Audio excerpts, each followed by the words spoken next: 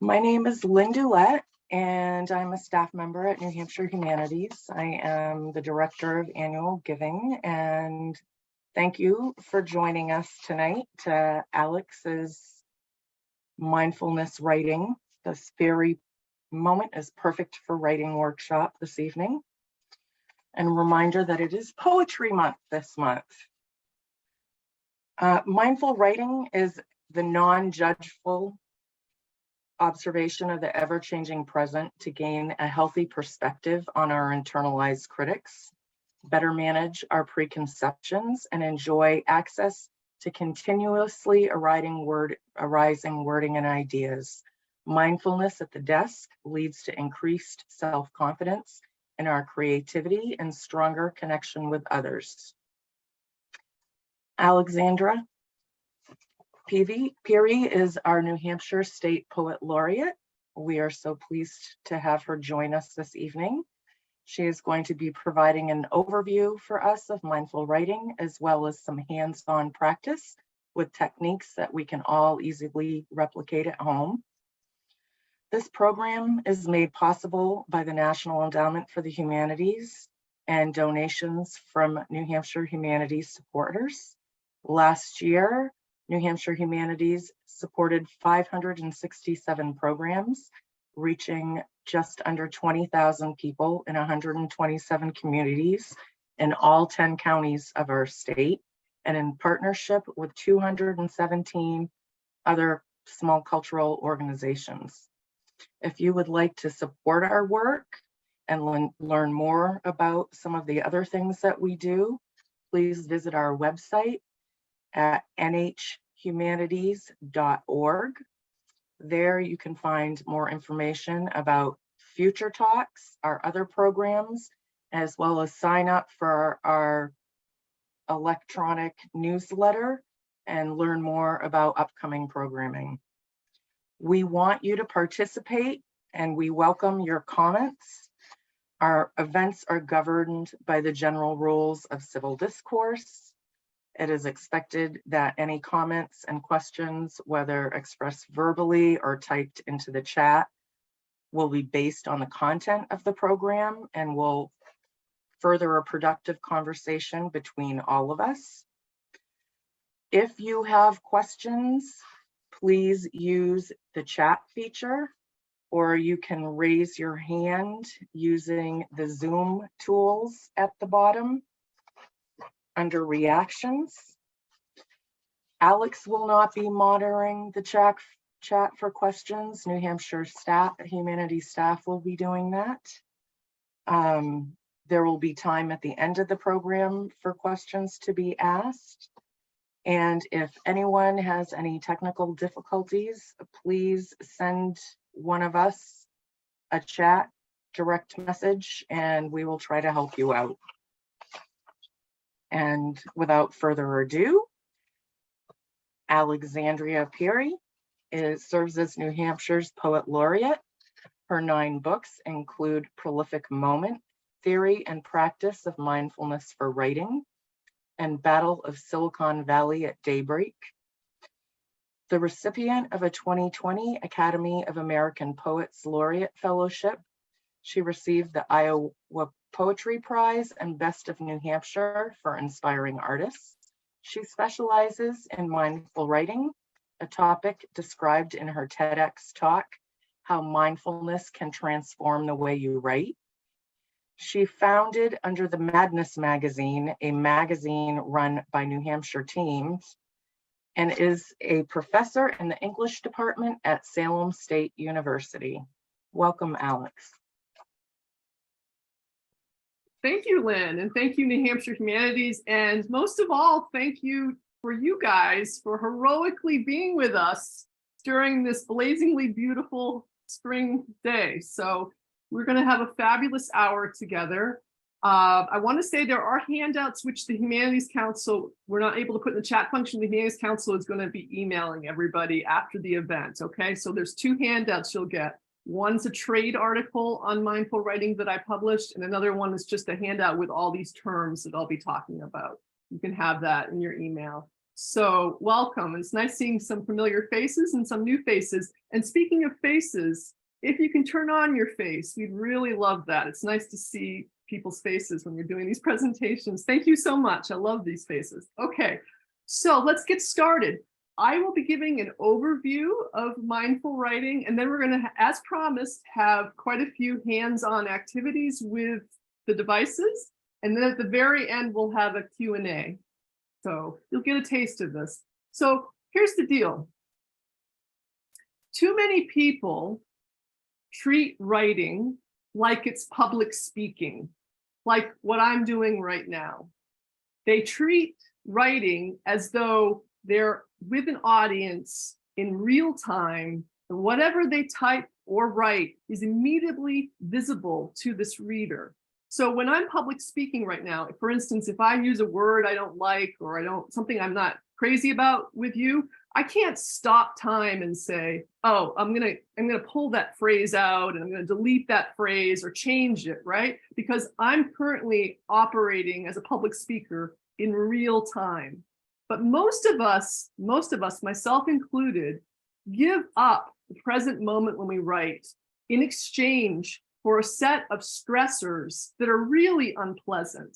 Practically everything about writing that people don't like or they lose confidence around has to do with giving up the wonderful, wonderful present moment for writing for the future or the past. And the problem with this is that it's a really poor bargain, because the stressors of writing, what bothers us about writing, come from future-based thinking or past-based thinking. So conversely here, when we pay attention to the present moment when we write, we get access to a whole new toolkit of writing strategies. And these are ones that are not taught in a conventional educational system. Lynn mentioned that I teach at Salem State. I am uniquely blessed because I feel this way every time I go to work, because I teach graduate and undergraduate courses in mindful writing. And I'm just I can't believe that I'm allowed to do that in an academic setting with students. And they're very popular courses. Not all of my classes are popular, but the mindful ones fill immediately. So students are really gravitating towards them. And I would say it's because traditional education really has fostered mindlessness. So what are these things? Mindfulness can be explained, to paraphrase John Kabat-Zinn, as the non-judgmental observation of the ever-changing present moment. The non-judgmental observation of the ever-changing present moment. And when you hear that definition of mindfulness, probably a few words there pop out and you're thinking, oh, I'd really like that for my writing. And the one that everybody says that they like is the non-judgmental part, right? Because you'd love to be less judgmental about your writing. Mindlessness, on the other hand, mindlessness is when we off-road from the present moment and we go in our mind to the future or to the past, and we overlook the blessings that are here and now in the moment. So I mentioned to you that there is a whole set of tools that come to the foreground of our minds while we write, if we're present aware, ones that are not taught in traditional school. And I'm going to tell you what they are, and you'll get them on this handout, and we'll have a little discussion about them. You know, we only have an hour together. You'll have a taste of some of these, okay? So the first tool that comes to the foreground when we're present aware as we write is that we gain access to our internal talk. So anyone who meditates will tell you that you sit down on your cushion and you're, I was doing it this afternoon. As soon as you sit down, bing, language comes in the head, ideas come in the head, right? So what you got to know about this is this. This is internal talk or intrapersonal rhetoric. In school, we always teach students about interpersonal, one person to another, right? What we don't teach students typically is to observe how our own discussions with ourselves are influencing us, our moods, our outlooks, our attitude about our writing, etc. So first tool we gain access to the ongoing river of language that's in our mind. And this river is two-faced. It's like a frenemy, okay? Here's the good thing. You always have language going through your mind if you can be non-judgmental and see it and just write it down. There's always stuff going through the mind. So that sounds great, right? Access to ongoing content. Who wouldn't want that as a writer, right? But I mentioned that it's two-faced. So here's the other side.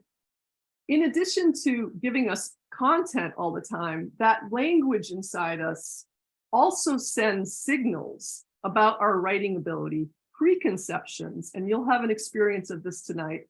Preconceptions are things we tell ourselves about what's about to happen, and in this case, about writing and how we're going to do with the task at hand, or how in general we do with poems. So, the piece you're writing right now, or in general, how you do on a document. So we send ourselves arguments all the time without realizing it about our writing ability. And because we're often pretty hard on ourselves, they're pretty negative arguments. So that's the one thing. The second thing is that language inside us, it causes us often to think that a reader is in the room. When we write, we act as though somebody from the future is already judging us. Teachers tell students to consider your audience. Think about your audience when you're writing. In point of fact, audience does not exist. When we write, audience is a construct of our mind. The reader is separate from us in space and time.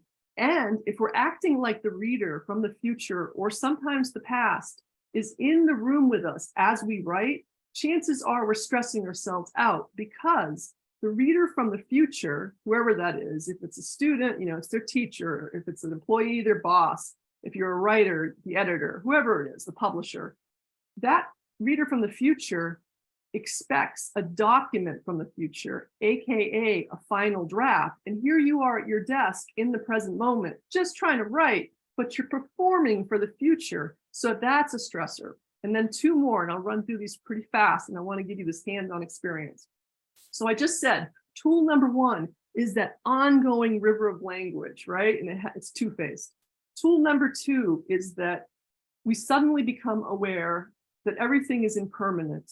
And we're not going to have an experience of this tonight because, no pun intended, we don't have time, okay? But everything is always in flux. Everything is always changing. And rather than being a fearful thing, for writing, change is a writer's, or a person who wants to write's, number one ally, because we're never one kind of writer. You're never a great writer. You're never a poor writer. You stick around long enough, everything is constantly changing. When I write, a bad moment observed changes into a good moment, so-called good moment, then bad. If I keep watching it, it always changes. And then the last one, which I do think we're going to have an experience with, is embodiment. So we don't talk about this in traditional writing education, but of course, when we write, we have a body, and the body is sending us a whole host of signals about our writing. And the easiest way to think about this is breathing. As we all know, people who meditate focus on their breathing for a whole host of stress-reducing reasons. But the other thing is this: we never breathe in the future. Of course, I hope all of us breathe in the future. You don't breathe in the future. I don't breathe in the future. I'm breathing right now. So you don't breathe in the past. You breathe right now. Anything that's physical, when you write, it's like the Buddha putting his hand to the ground to get rid of audience demons in the classical Buddhist mythology. Any physical contact with the desk, noticing yourself in your chair, and most of all, noticing your breathing when you write, does a huge service for us. It puts us more in the present, almost automatically. So embodiment, that's that last one.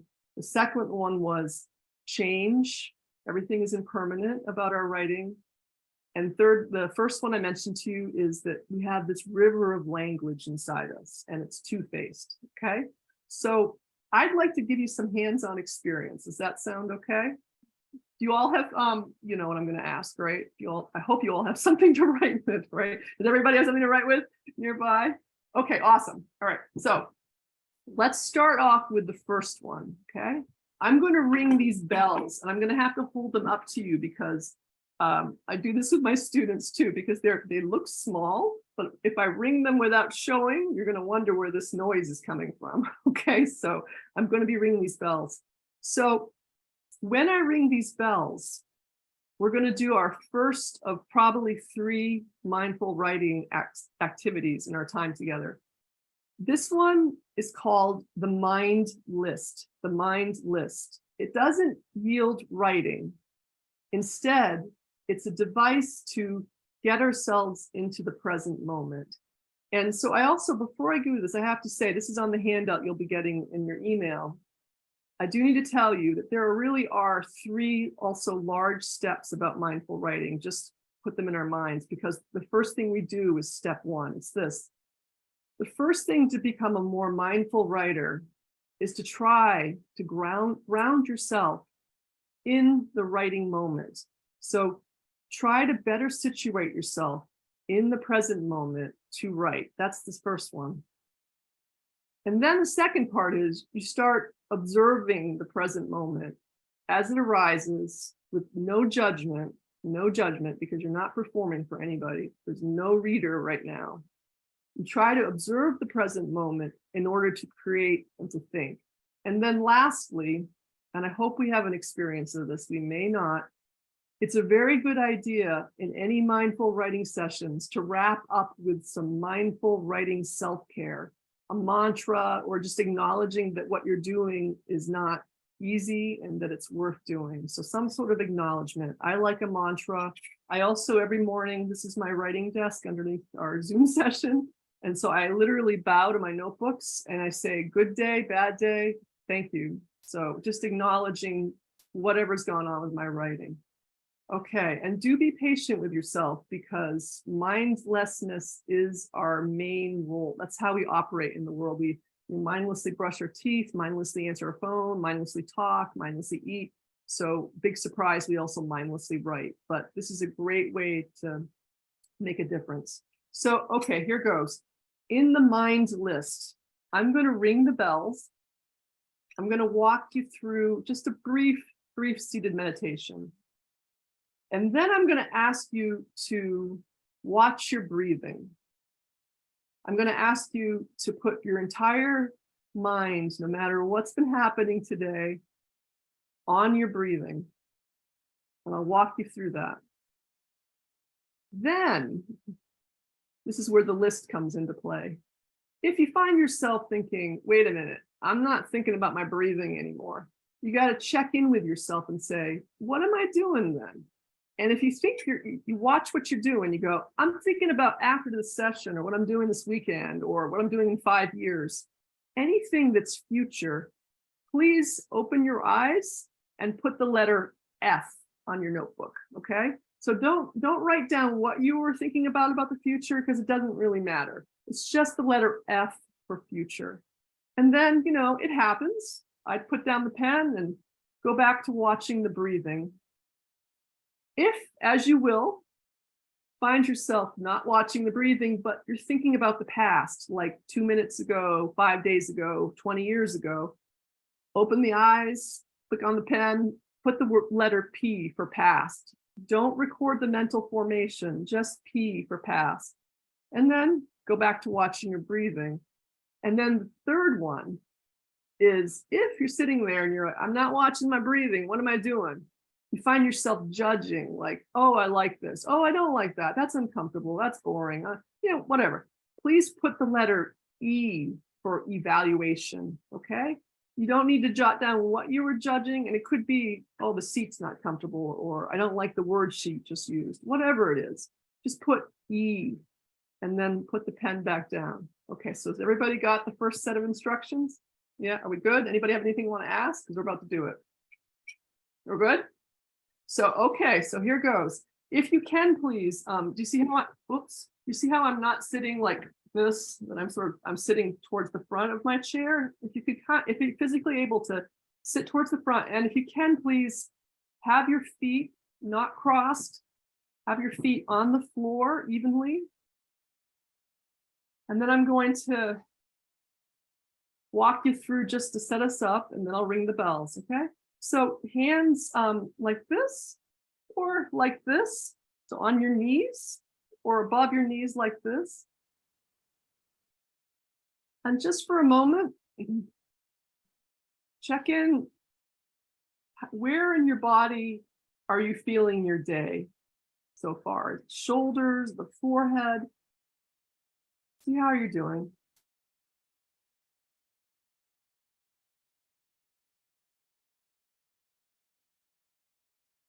Okay. I'm going to ring the bell. And once I do, we'll start the breathing. Okay.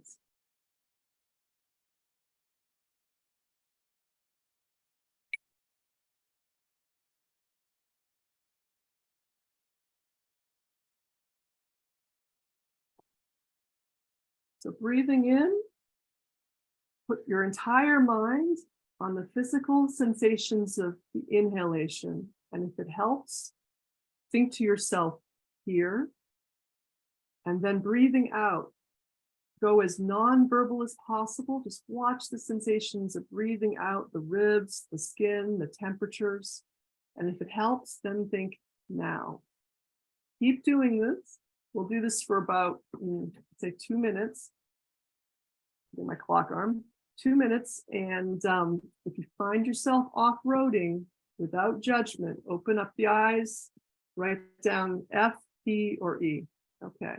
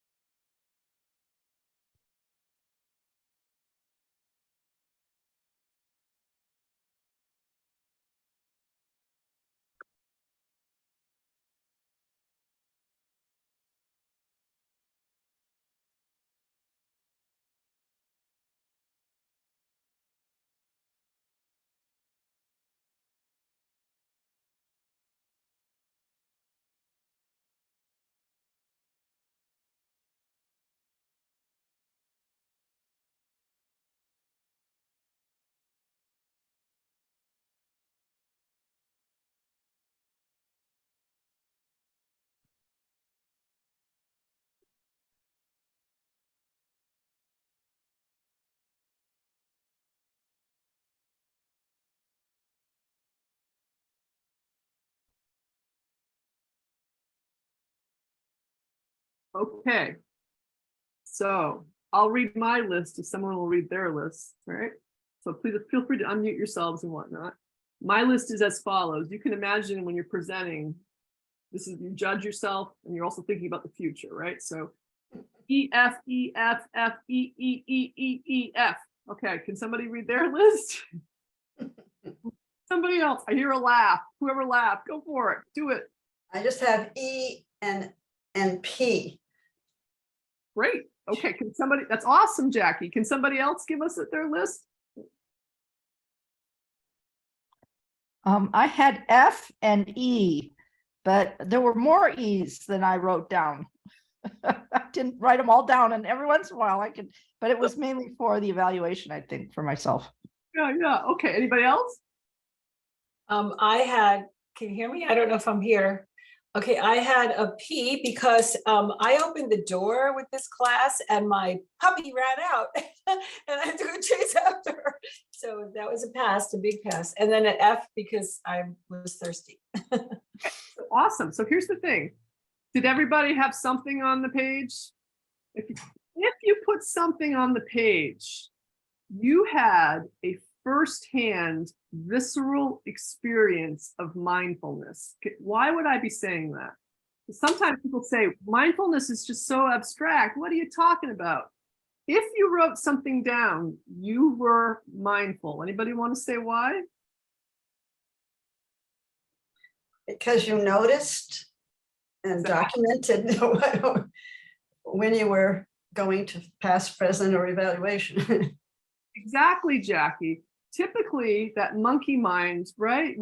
Myself included, we're always saying things, we've got language going, it's causing our outlook and mood or whatever, right? And we don't see it, it's invisible to us. But just now with mindfulness, you thought, oh, I'm thinking about my puppy or that glass of water or whatever you were thinking, right? It was visible to you. And so that's the first step. Of course, what we just did is not really, it's not going to write. This is not going to cause writing, right? But this is the activity behind mindful writing, where you watch what arises at any moment. You ask yourself, what's on my mind right now for this piece of writing? What do I want to write? And you jot down, watch what arises, no matter what it is. It's private, no one's there, and just jot it down. That's the fundamental basis of mindful writing. So how's this sound to you all? Let me look at the clock. I'd like to move on to the next one. You guys ready for this? Okay. So, all right. Well, actually, I'm going to let the group, I have two. So we can do an embodied activity called yoga for hands, or we can summon our reader demons and audience ghosts. Which one would you prefer? I can do either. Anybody have a choice, a preference here? Some of the read What? Some of the demons. You want Marcia and Quentin just said they want the demons? Ooh, I want the yoga hands. Okay, all right. Can I see a show of hands on this? I can only see the screen, right? So sorry, screen number 2. I'm not seeing you. Can I see a show of hands? How many people want the demon? What do you guys think? Oh, I'm thinking the demon might have won, not to be funny about it. We all kind of agree. Okay, so some other time we'll do yoga. Oh, hey, Deirdre. Hi. So some other time we will do the yoga for hands. Okay, so not today. Some other time. Okay, so let's get going. We are about to summon one of your personal audience ghosts or reader demons. So there's going to be a handout that's going to go into you in your email that explains it a little bit, tiny bit more, so you'll have it later, right? But essentially, remember I said that whenever we write, people from the future, we imagine them. We're all fiction writers. We have this crazy creature called a reader that doesn't exist, that's not in your writing room or wherever you write, but you perform for them like you're public speaking. So they come in, just to be binary about it, they come in 2 forms. You got your reader ghosts. Ghosts, they come to haunt you from the future or past. It could be a good ghost, but your audience demon, the demon is different. The demon really messes it up. Okay, so we'll see which one you guys get. All right, ready? So I'm going to walk you through some prompts here. What we're going to be doing, we're summoning that reader demon. Just please write down a response to whatever I say, knowing that you do not have to share. We ask anybody to share, and you don't want to share, you don't have to. It can be totally private, okay? We are going to summon that ghost or demon, and we're basically going to write a caricature. You know how you can go to the mall or like a fair and spend some money and get a drawing done of you? We're going to draw our demon or ghost, however, in words, not in drawing. Okay, so here goes. Part 1. Don't overthink any of this, so please just use your instincts. Can you think of a time in your life, it could be today, it could be a week ago, a year, 25, 50 years ago, it does not matter, when writing was extremely difficult for you? So can you think of one assignment or project or something that was really dragging you down? And it can be anything on the planet. So that's the first question.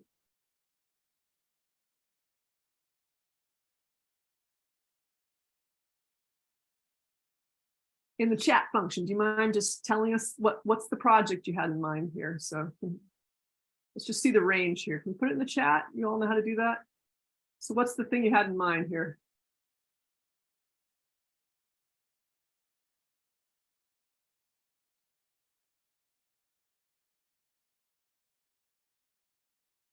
Oh, awesome. So we got a memoir from Helen. Excellent day. Helen, was it a long time ago or recently? Are you working on it now or a long time ago?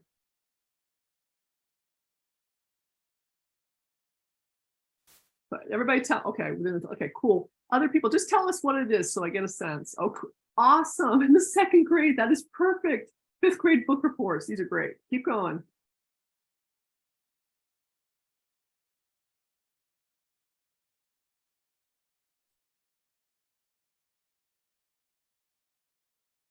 Editing. Okay, great. Okay, so everybody's got something that stressed them out and bothered them, correct? You all got it? Okay, here's the deal. You are no longer however old you are right now. Bing, you're the age. Some of us said a fifth grade book report. Guess what? I don't know, you're 10 years old again. Okay, so whatever age you were at that moment, you are now. Okay, you're not 50, you're not 40, you're not 70 or 20. You're whatever that age. Okay. Okay, I want you right now to feel, just summon up that memory of stress. Just feel it in your body, really feel it.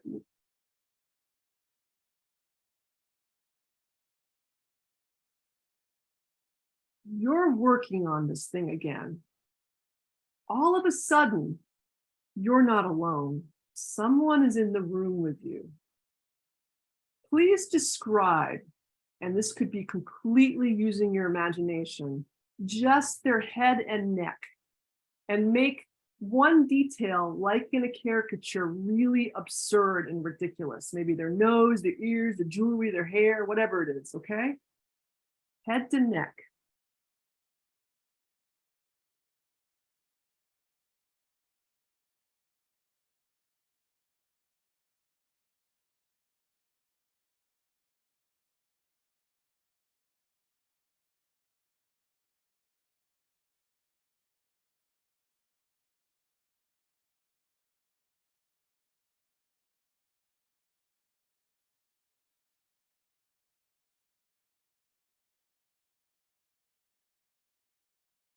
Now, please, below the neck. So neck down to shoes. There's their clothing, their jewelry, their body, just whatever comes to mind. But at least one thing is just really odd, incongruous, does not make sense, okay?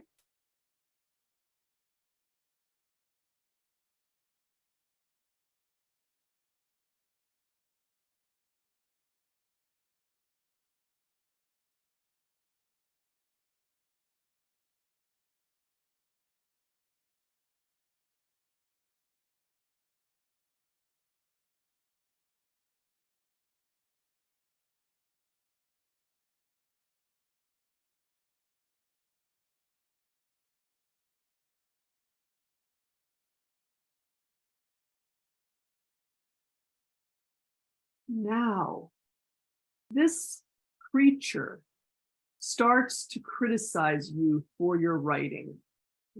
Use your instincts here. What do they say to you about your writing?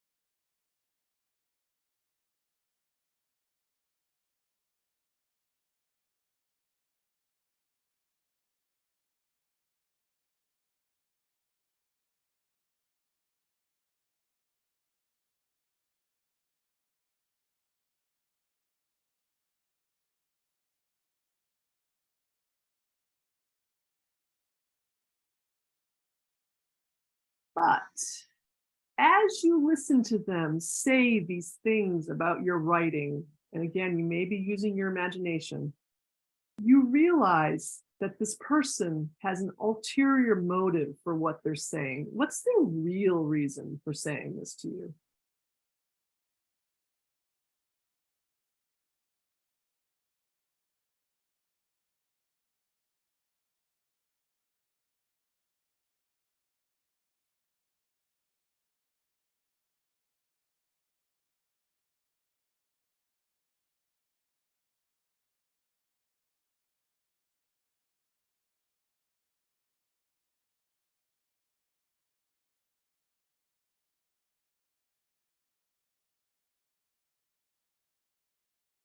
Then, and we're about halfway done, just so you know, then you look on their shoulder and there's a tiny little creature on their shoulder. This is the demon that bothered your demon. Of course, you're using your imagination. Who is this thing on their shoulder, and how did they bother your demon?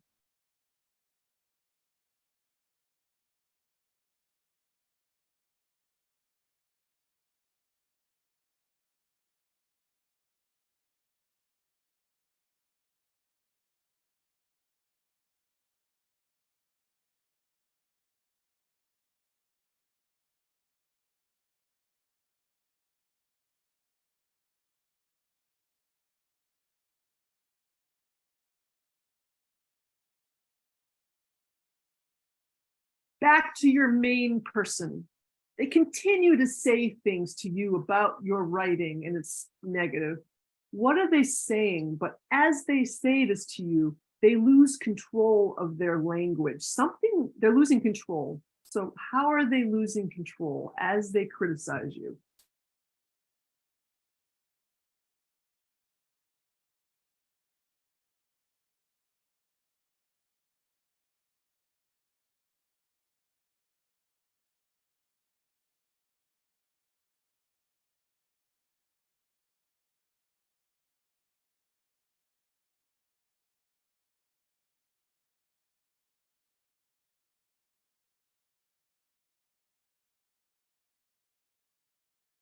We're almost done. They continue to complain to you and criticize you, and they're getting really upset. How do you know they're getting upset?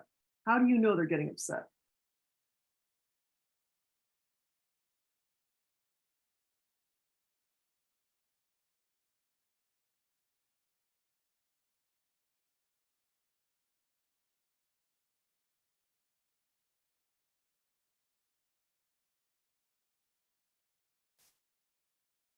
Then, and this is the part my students love the best, you put your demon in a container of your choice. Litter boxes are very popular.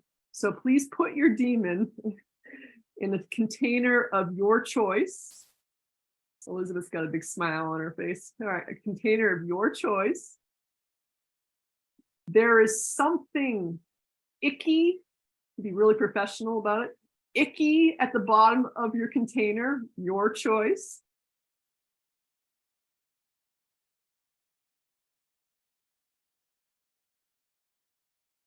And then lastly, and I promise you this is lastly, do something with this container, your choice.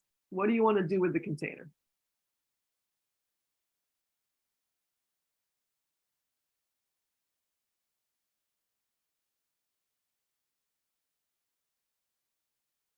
Okay, so I'm going to model how to use this thing that you just created and then invite afterwards anybody who wants to share. Of course, you don't have to if you don't feel comfortable, okay? So how do you use this? I'll give you an example. About 10, 12 years ago, I was asked by an editor to write something. And the editor said, at a big magazine, the editor said, Alex, if you write this, we're going to publish it. Now, so usually I have to fight tooth and nail for any opportunity. So this was like a really, hand it to me. You write it, it's published. Sounds really good, right? Topic, your mentor. Who's alive? Anybody see? Yeah, I can see John smiling a little over there, right? So, right, I specialize in writer's blocks. I found myself like anything, like getting my oil changed, changing the litter box, anything was more appealing than writing this piece. I could not get myself to write this piece, could not do it. So I was teaching in Boston and I did this caricature assignment with my students with my own problem. And my mentor was, of course, my demon. So I love my mentor, and this is no reflection on my mentor. Obviously, it's a ghost that I'm manifesting out of my own monkey mind. This has nothing to do with her. So the physical aspect that I gave her that was odd was I gave her an old-fashioned stove burner. You know those ones that turn red, the coils, red, the old burners? And her nose, she's got a perfectly fine nose, but in my caricature, it turns red, white, red, white. So free writing, I was like, why did I give her this burner nose? Like, why did I do that? Right? Unconsciously, what am I thinking here? And anybody want to take a guess? What might that thing symbolize? The red, white nose here. Anybody? What am I worried about? Want me to tell you? I was worried about her anger, right? That I'm going to write something, she's going to be really angry at me. Okay, so the other thing is her clothing. She does not dress like this. I hope I don't offend anybody. She was wearing an LL Bean sweater, and she had, no offense to anybody wearing it, not that you are today in this beautiful day, an LL Bean sweater, and it had all these boarding school stickers, decals on it, like Phillips Exeter and blah, blah, blah, blah, all over it, right? So she doesn't dress like that. So what was I projecting? So I'm the first one in my family to go to college. My mom didn't graduate from high school.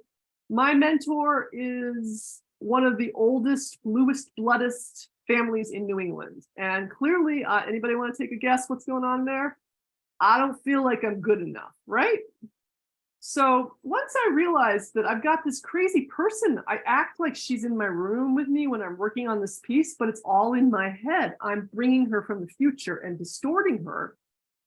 I would pull this caricature out of my pocket in my mind and go, as I was writing, she's not here, do whatever you want. That's just in your head. It's a figment of the future. And I was able to do the piece. Could you please turn to your notes right now? And I like free writing, so that's just nonstop writing, because nonstop writing captures your monkey minds in real time. It's really good. So if you could free write, or if you just want to watch your breathing and ask yourself the question, pick some attribute you gave your demon, and what possibly might that attribute possibly show about your feelings, your outlook. Okay, so for about 30 seconds or so, if you could just reflect or free write, and then we'll get back together and talk.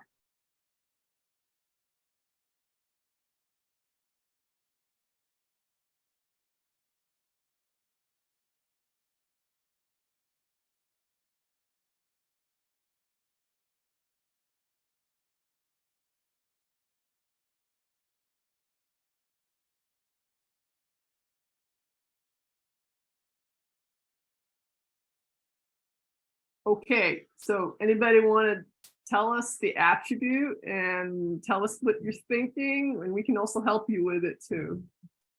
Anybody?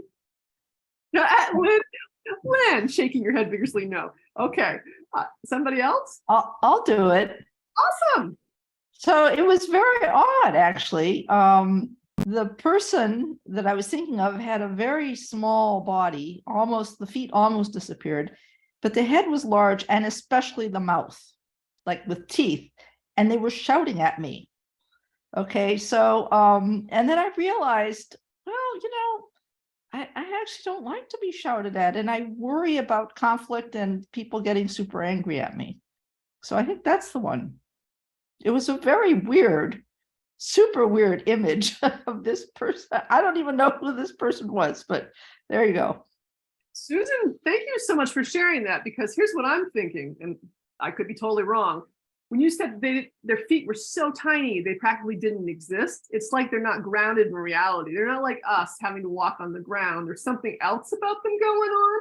And then their head is so big, and you said their mouth, and they're yelling at you. And so to yell at somebody means that they really think that you're in their space with them. It's not like they're reading your essay or whatever it is you're doing. So you've got a ton going on there. That was excellent. Can somebody else try here? Just try.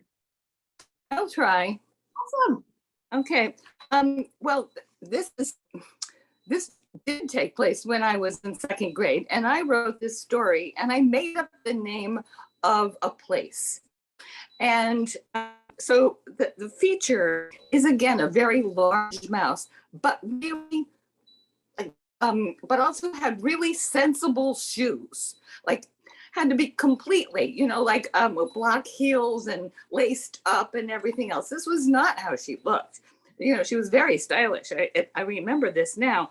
And she kept saying, You can't spell it that way. And I was trying to explain that I'd made up this place. And she said, you can't make something up. You have to write about what's real. And so I'm thinking that she just really didn't understand imagination. Wow, Ruth, that was intense. That was terrific. You guys think that was terrific? That was great. I think we don't need to talk about it. I think you got it right there. You got it totally. Unless you want to ask anything. Did you want to? Well, the only thing is that's not the first teacher that I ever experienced like that too. And finally, someone in high school, I wrote a poem back about them later in life. But at any rate. Now, I think the point of this too is that all of us, I don't care who we are, we carry around a backpack, like a stone backpack of judgment. And it's often from school settings, and you just carry it around all your life, and it haunts the writing moment, right? So I got to make sure we have time for our last activity, right? I really want to do this last one, but can we have a few more? Anybody want to test run anything here about your ghost or demon? This figment of your imagination here. Jackie, are you trying to talk? Because you're muted if you are. I don't know. I couldn't think of what to write. I mean, draw. The teacher that I had in college, there was one that I made spiky hair, glasses. I don't remember if she had glasses, and there was no body. It was just the head. But I had worked hard on a paper, and we were taking turns bringing it up to her desk. So I brought it up, and she just read the first paragraph. All this work, and I expect her to read the whole thing, but she just read the first paragraph, and she's like, something like, "This is terrible, start over." And I got even with her because I didn't have cut and paste back then, and so I cut with the paper physically with scissors, and I put the beginning somewhere else, and she loved it. So. Oh my God, Jackie, this is so cool, especially how you all hear what Jackie just did. The person had only a head and no body, right? That's what you said. And the person only looked at the head of the evidence. I suppose so. Then Jackie moved it. And I love it. I love what you did. That's hilarious. Okay, that's just fabulous. So do you guys all see what I'm trying to say is here's the real practical part about this, okay? Super practical. The next time you write anything, it could be personal writing, it could be a book you're writing, it could be for your boss, it could be your father's obituary, it could be anything on the planet. And you find yourself slowing down and stopping, but not in a pleasant, reflective way, rather a stressful way. You're dreading writing.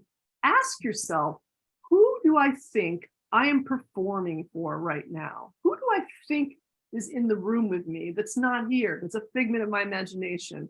And you start asking yourself that and start gaining a sense of your wonderful solitude and privacy in that expansive present moment. Things start going better. So is it okay with you if we go to the last one here? You guys want to go to the last one, or okay? Good. All right, so let me look at the clock. Yes, we can definitely do this. It's terrific. All right, so do you remember when I said at the beginning that our internal rhetoric, our talk, we host preconceptions or gambles on the next moment, and we're often not very kind to ourselves about what's possible, right? We're mean to ourselves in general, critical of ourselves. All right, so here's the deal. I'm going to say something to you, and I know you know what I do professionally. Please know that I will not be offended, okay? I will not be. I won't be. I want you to watch your breathing. And when I say what I say to you, please look out for mind waves. That's like a physical, nonverbal, like your heart goes faster, you sweat, you blush. I don't know. It's physical mind wave reaction, or a mind weed, like a dandelion. And what's that? That's a more verbal, a picture, that kind of thing. And I want you to say whatever, please do not worry about offending me, arises for you, okay? Everybody got it? All right, so Please, let's just watch our breathing, our inhalation, exhalation. Just try to be here.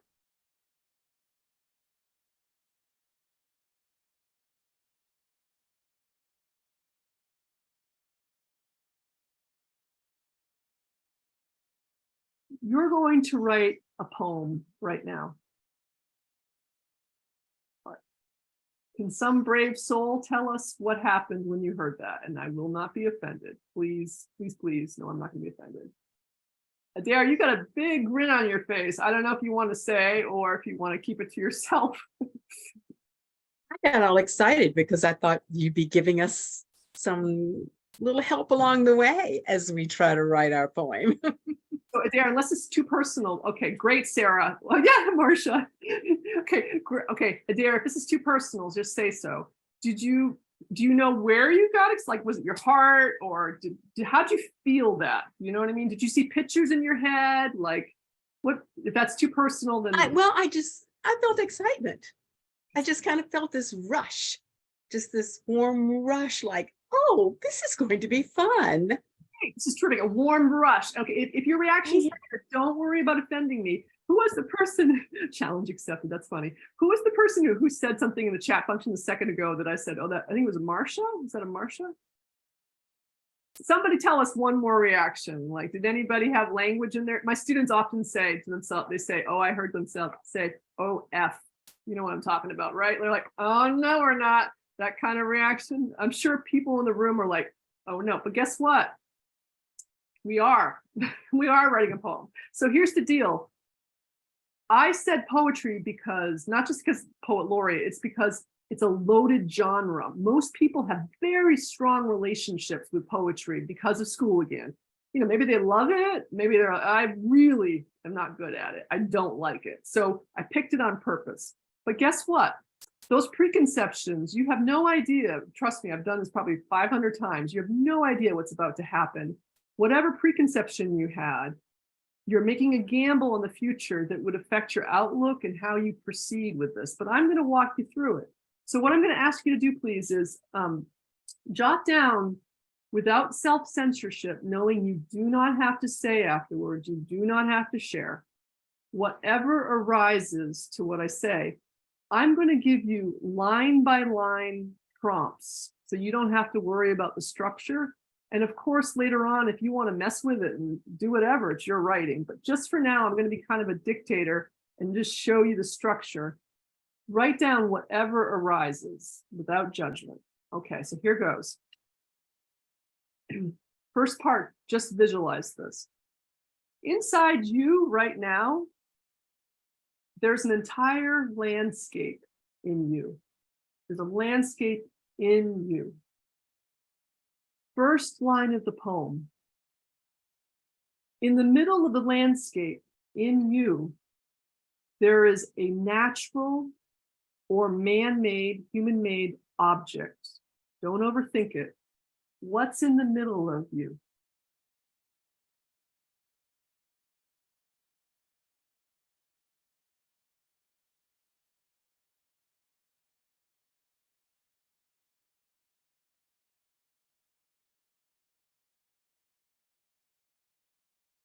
Second line of the poem. Please use two of your senses. Zoom in on that natural or human-made object and describe it really closely in maybe 1 or 2 lines.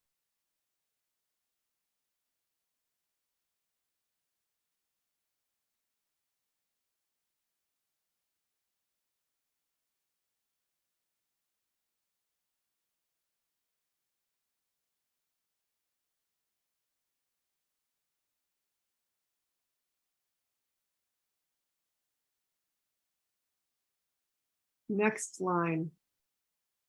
You look at the ground under the object, the natural or human-made object, and you see a shadow, but it's not the shape you would expect for that object. Don't overthink it. What shape is that shadow on the ground?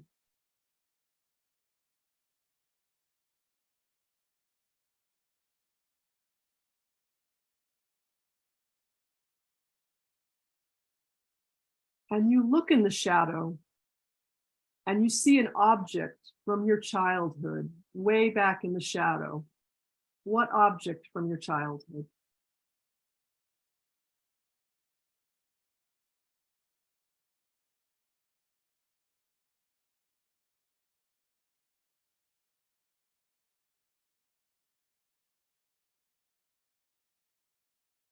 In the back of the landscape in you, so in the very back, there is a building or a series of buildings.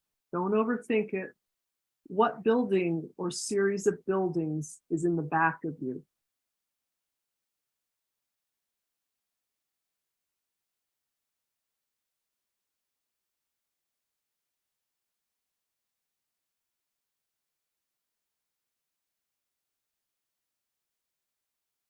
In a window or in front of those buildings is a person you would give anything to be able to speak to again.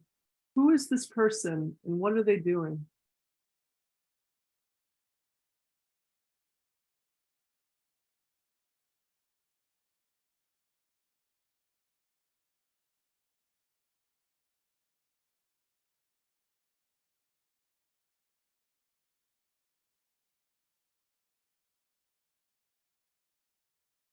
We're almost done. The next line is a question. The nature of the question is up to you, but the next line is a question.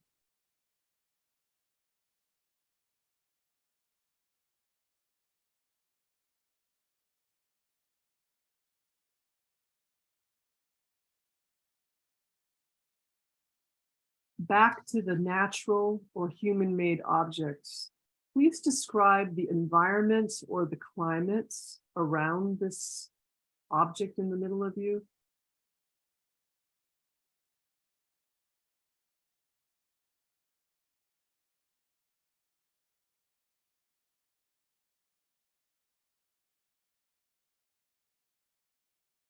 And the last line, and please end it halfway. I'm going to say something to you. Please do not finish the line.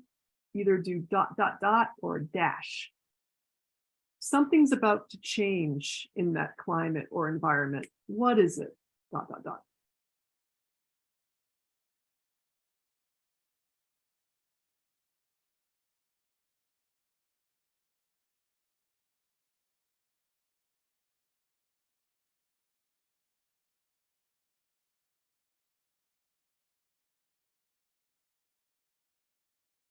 Okay. And the very last thing, if you have a notebook, use your pen and right, but if you're using a gadget, use your fingers so you don't kill your gadget. By chance, closing your eyes, put your finger or pen on the poem, and whatever it lands on is the title, please. If it lands on blank, then do it again. Okay. So please make that the title, no matter what it is. Operating by chance, indeterminacy, lets go of the ego, which is so helpful, and the judgment with writing. You can always change this later, but it's a healthy practice. So I'm wondering, and you don't have to, but is there anybody who wants to read a bit or the whole poem, knowing that no one in here is going to judge you? We're only listening with appreciation. Does anybody want to read? I will. Excellent, excellent. So we got 3 people. I heard Jackie and John. Who was the other person? There's somebody else. Jackie, do you want to start? And again, we're just listening with appreciation, okay? Okay. So the name of it is Hanging Clothes. Sunshine music, peeking through the branches. The breeze and birds sing, bursting, bubbling brook and moss. A farmhouse and barn. My mother, she's hanging the washed clothes. What was it like for her? Warm. The sun is setting. Everybody, give it up. Give it up. Give it up. Jackie, that was amazing. The thing that I noticed about it was the water, the short little phrases about nature, then the water, and then she's washed the laundry and the warmth that you give the scene. It was just beautiful. Thank you. Beautiful, Jackie. John, did you want to read yours? Sure. Circling the earth, an old tire rolling, cracked and worn, but never stopping. Shadow of a crescent moon, my grandmother sits in the kitchen of her home. She's pouring coffee in 2 cups across the ice melting. Dang, another great one, huh? Yeah, whoa. Give it up, give it up. Yeah, that was great, John. That image at the beginning. Can you say that first line again, please? Circling the earth, an old tire rolling. That's just a really interesting image to begin with. And then there's something just terrific. Wonderful job. Wow. Thank Well, anybody else want to try? So last call. All right. So here's the deal. Did you know that you were going to come to, this 5 o'clock humanities session and write the thing that you wrote on the page? You did not. No, you totally did not. So we should try to avoid these preconceptions about what happens. We really should avoid preconceptions about what the next moment, because every moment can surprise us. I personally think that from years of teaching at this point in my life, every human being, if they're physically okay, right? Every human being can create verbal gold, like gold as in gold. Every human being can create verbal gold. If you are patient and detached and non-judgmental enough, great stuff will float past, and it's amazing what people can do. So every moment can do this. Every moment can be prolific. So I hope you guys got something out of this tonight. I really love spending some time with you. It's just what you can see, the sun's hitting you. The sun comes to the deck here. But so anybody have any questions that you want to ask? Anything's fair game, or anything on your minds about this?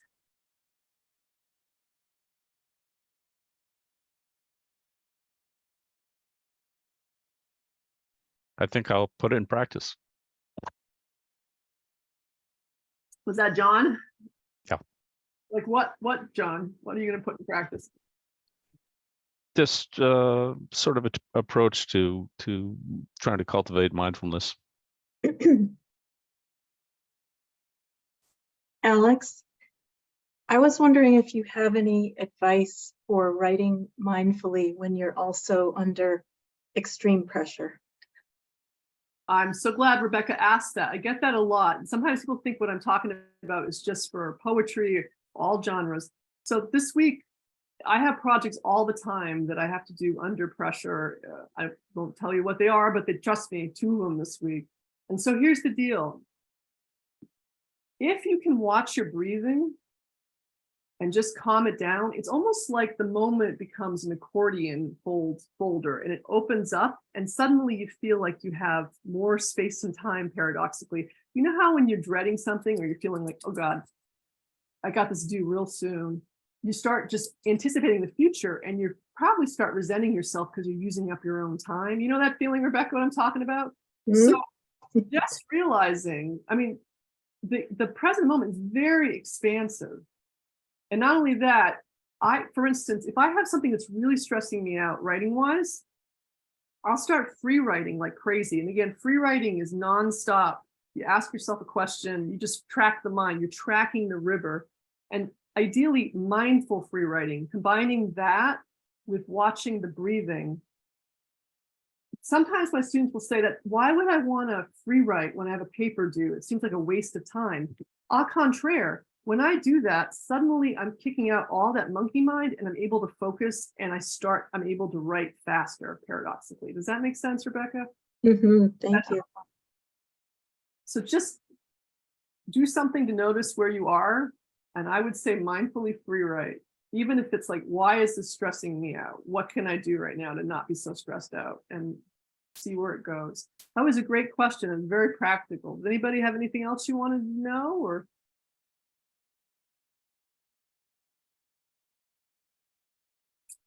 I think we're probably good, but is there anything in the chat function, Lynn, we should be addressing, or we're good? Well, thank you so much for being with us tonight. And I hope you have a beautiful, wherever you are. I can't assume we're all in New Hampshire, right? But wherever you are, I hope it's a beautiful night for you. Thank you.